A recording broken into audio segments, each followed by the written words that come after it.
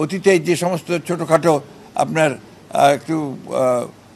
কথাবার্তা হয়েছে সেগুলোকে ভুলে গিয়ে সামনের দিকে জাতীয় ঐক্যকে আরও দৃঢ় করে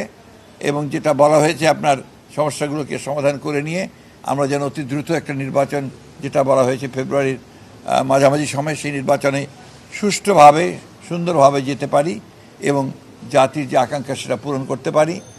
এবং এই 15 বছরের ফ্যাসিস্টদের যে ধ্বংস করা ধ্বংসস্তূপের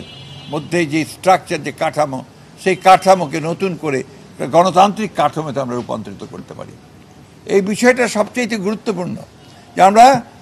প্রায় 15 বছর পরে একটা গণতন্ত্রে উত্তরণের একটা আমরা সুযোগ পাচ্ছি।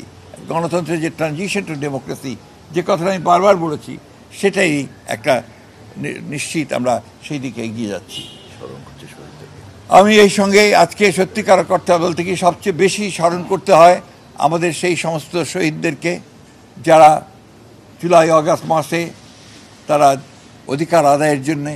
তারা তাদের প্রাণ দিয়েছেন, প্রাণ দিয়ে সেই পরিবর্তন ঘটিয়েছেন, ফ্যাসিস্টকে পরাজিত করে তাকে পালিয়ে যেতে বাধ্য করেছেন এবং বাংলাদেশের মানুষের জন্য একটা নতুন সম্ভাবনার সৃষ্টি করেছেন। চতুর্দিকে একটা অনিশ্চয়তা ছিল এবং অনেকে অনেক কথা বলছিলেন বিভিন্নভাবে, কিন্তু আজকে এই দুই নেতা প্রমাণ করলেন যে বাংলাদেশের মানুষ